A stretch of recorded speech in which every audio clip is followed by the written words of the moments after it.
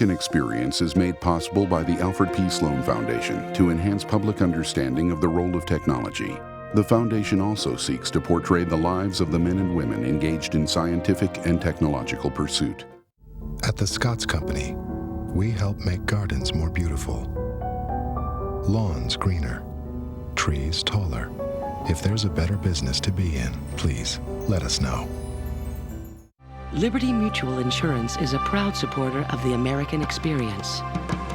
And by helping people live safer, more secure lives, we're also proud supporters of the American Dream.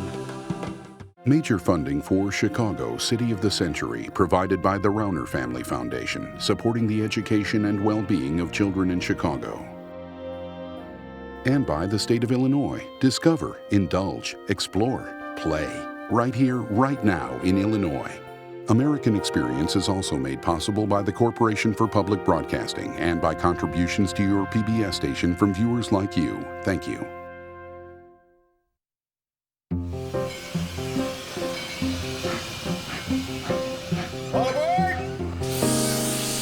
In 1893, the Chicago Limited Express left New York for the metropolis of the West.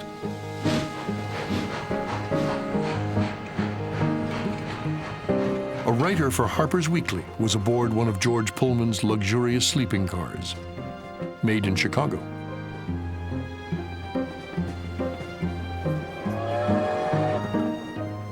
The Belgian linen and fine English china came from Chicago's merchant prince, Marshall Field.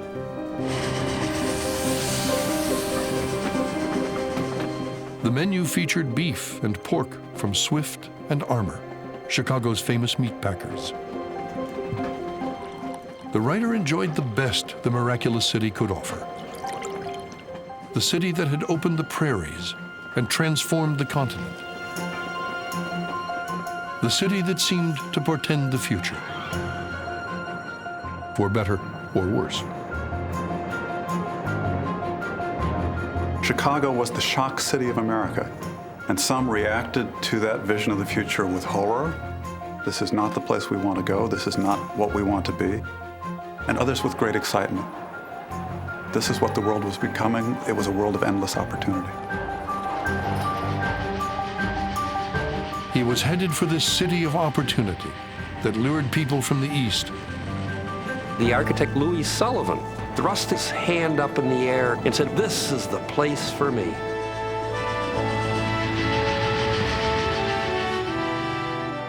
The city of opportunity that lured people from 14 nations. They were pulled out to Chicago to do the dirtiest, hardest work imaginable. And they were despised for it.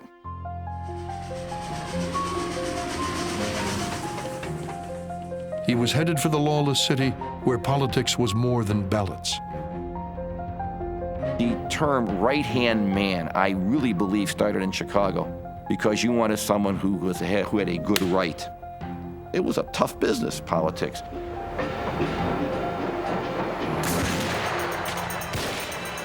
The explosive city of the new industrial age where there were no rules in the battle between capital and labor.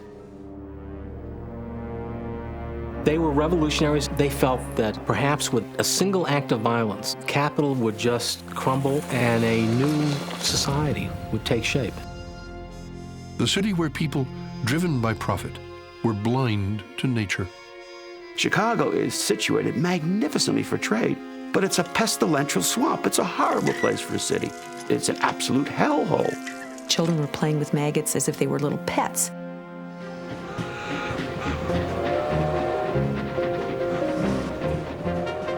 The Harper's writer was bound for the World's Columbian Exposition, celebrating the 400th anniversary of Columbus's voyage of discovery. It would be the grandest World's Fair ever. No matter what the wonders of the fair, he alerted his readers, Chicago itself will be the most surprising. Chicago is a crucible for the larger transformations that the country was undergoing. From agriculture to industry, rural isolation to the crowding of urban life, from the seasons and the movements of the sun dictating our rhythms to the movements of the punch clock. All of those will come to define America, and all of those are on display in the city of the century that was Chicago.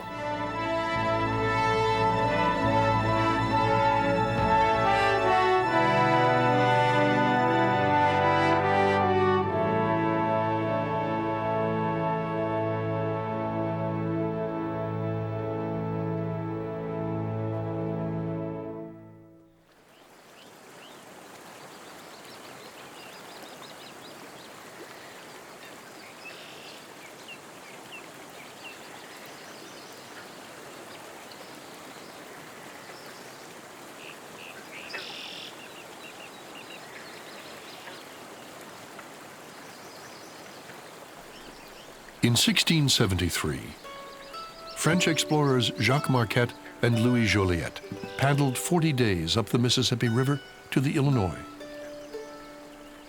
They were returning to Quebec from a voyage of discovery, the first white men to descend and map the Mississippi.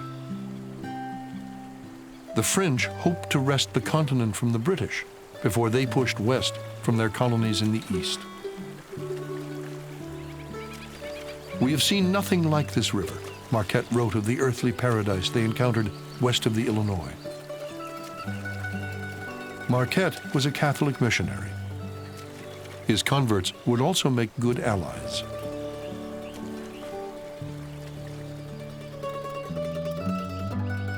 "There are great prairies," noted Joliet, a geographer, "with grass 5 or 6 feet high." They had discovered the tall grass prairies, an ocean of grass that flowed for 1,000 miles to the Rocky Mountains.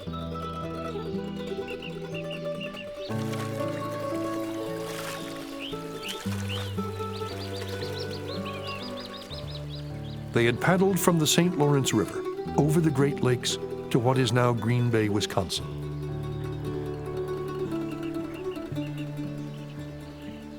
They made an arduous portage up rapids and waterfalls to a continental divide, then descended to the Mississippi.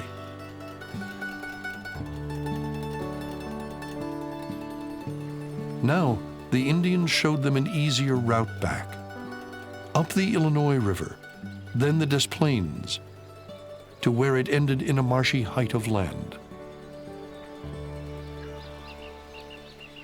You would never imagine that it was a continental divide of any kind, and yet the marsh was sitting right on the line that flowed both to the Mississippi and into the St. Lawrence.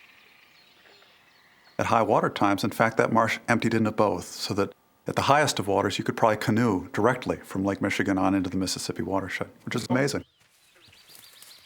Marquette and Joliet reached the divide in September at low water, and they portaged for a few miles, but only a few feet above the marsh. Joliet would recommend to the French in Quebec a canal for canoes that would avoid the portage, a canal that would link the St. Lawrence to the Mississippi.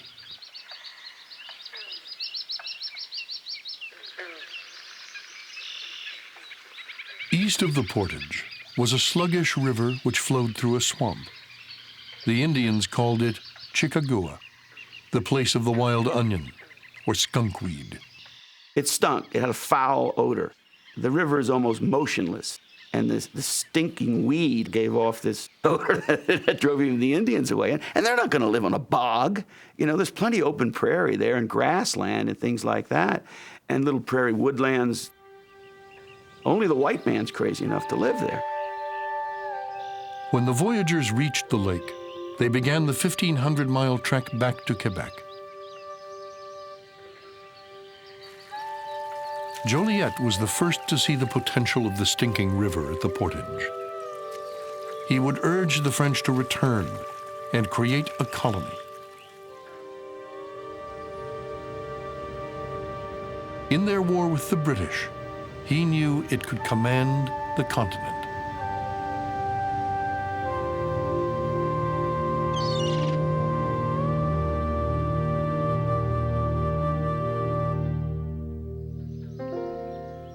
The French lost their battle for North America, and for a century, Chicago remained unsettled. A black man arrived around 1780 to farm and trade with the Indians at the mouth of the river. Son of a French father and a Haitian mother, Jean-Baptiste Point de Sable prospered for 20 years. His house had a piano. No one knows why he headed west in 1800. Some say he was disappointed the Indians did not make him a chief.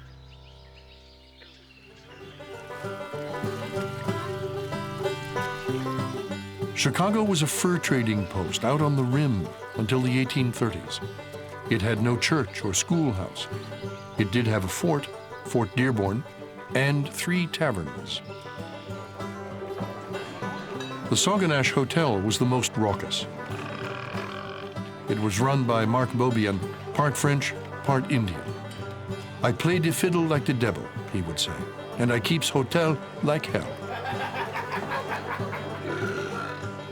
It was good enough for Gurdon Saltonstall Hubbard, a transplanted Vermonter and one of the first Yankee settlers. The Indians called him Swift Walker. Hubbard and his Indian wife bounded 125 miles from the Wabash Valley with pelts destined for New York. When the fur trade dried up, he drove pigs.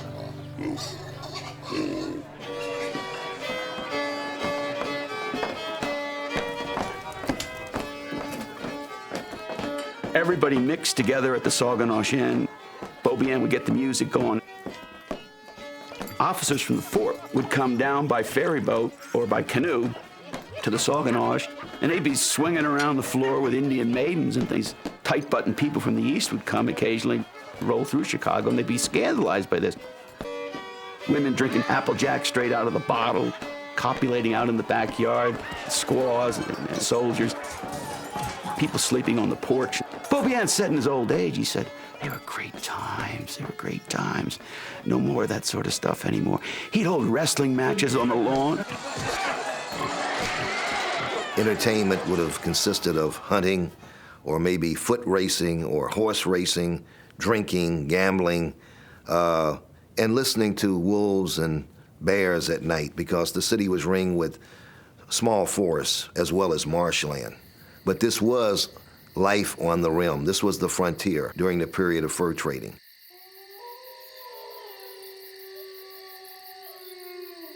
The days of this way of life were numbered. America was pushing west. The Erie Canal, completed in 1825, opened an easy route from New York to the center of the country.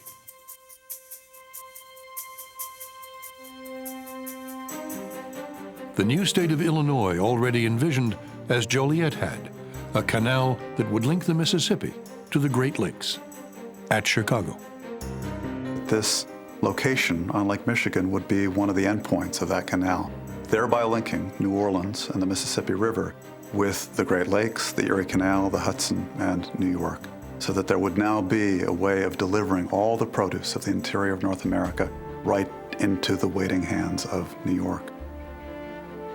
And Chicago, this location, would be the partner of that New York growth. The Indians had to go.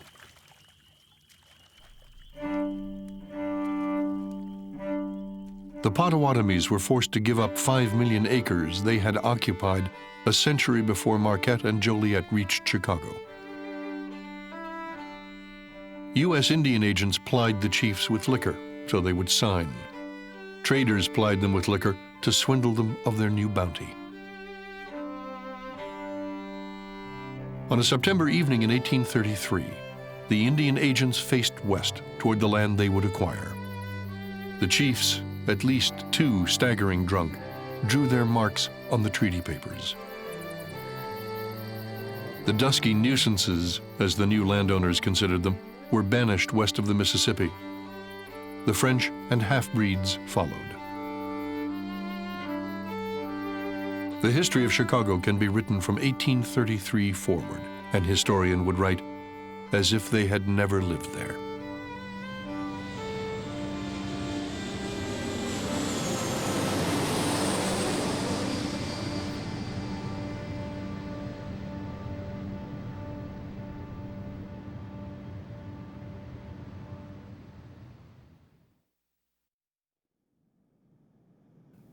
U.S. surveyors imposed a grid on the town and the surrounding grasslands. Canal commissioners, Gurdon Hubbard among them, sold lots to finance the canal. They preserved a narrow stretch along the lake for public enjoyment, a common to remain forever open, free of any buildings or obstruction. The prospect of the canal enticed the first wave of Easterners who would dominate Chicago for decades. Yankee speculators from New York and New England. Most of them started off as hustlers. Nothing wrong with that. Speculative hustlers. Those are the people who built Chicago. It wasn't coming in with moneyed wealth. These are people who made their money here. They came perhaps from the East to make it here, and that's where they made it. But they were working the street. No doubt about it. Men bought land for $100 or $200 in the morning and sold it for several thousand in the afternoon. They're Yankees, they're Protestants, they're interested in one thing, in making money, and they're risk takers. Hardly any of them expected to stay. It'd be the type of town they thought where they could come in, make a killing, and get out. But they did stay, and they built a city. William Butler Ogden was first among them. When his father had a stroke, Ogden, age 16, took over his lumber and real estate business in the mountains of southern New York. His struggle to survive, he later recalled, prepared him for life on the frontier. Ogden came to Chicago to oversee land purchased by his brother-in-law and other Wall Street investors. He goes out, checks the property, finds himself ankle-deep in mud, writes back to his brother-in-law, "You've been victim of the worst kind of folly." Lo and behold, Ogden gets to work, is able to sell or to recoup his brother-in-law's investment by just selling off 1/3 of the land. And he went, maybe it's worth staying. In 1837, Chicago was incorporated as a city. Gurdon Saltonstall Hubbard, who had abandoned his Indian wife and married a white woman, traded his moccasins for a topcoat and joined the newcomers. The newcomers were a majority, and William Butler Ogden, just 6 months in town, became Chicago's first mayor.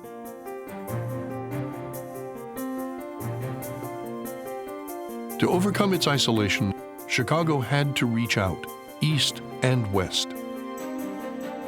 The mouth of the river was dredged to create a harbor. Hubbard joined a shipping company to establish regular service to Buffalo. His lake schooners brought more speculators who stayed in town and farmers who passed through it to plow the tall grass prairies. Plank roads were built over the mud so they could bring their hams and apples to town and return with a potbelly stove. In 1840, a lawyer from Vermont spoke of magical changes. In 7 years, a French and Indian trading post of 300 had become an Anglo-American town of 4,000.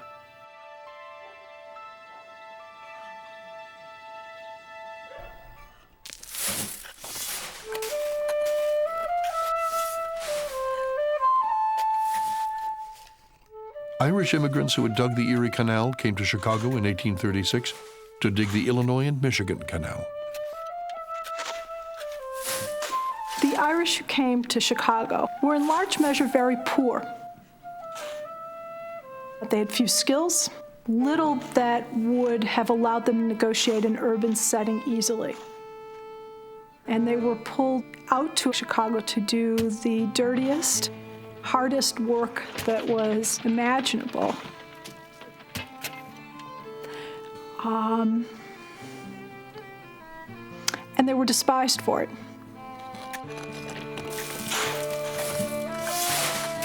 One reporter called the Irish not merely ignorant and poor, but drunken, dirty, indolent, and riotous, so as to be the object of dislike and fear to all.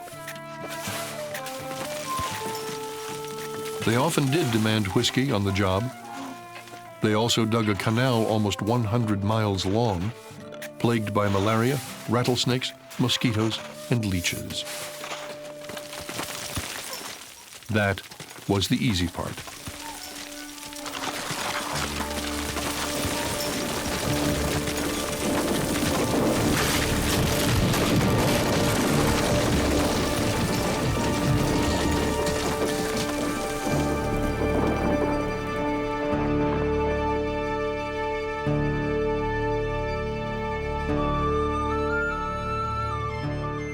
In 1838 alone, up to 1,000 canal workers died.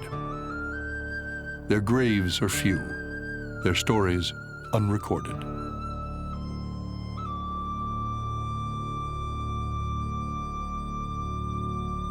The canal was financed with land sales in communities planned along its route. The sudden growth of Bridgeport, where the canal joins the south branch of the Chicago River, was unplanned. Sometimes when the project ran out of money, they paid people in land scrip.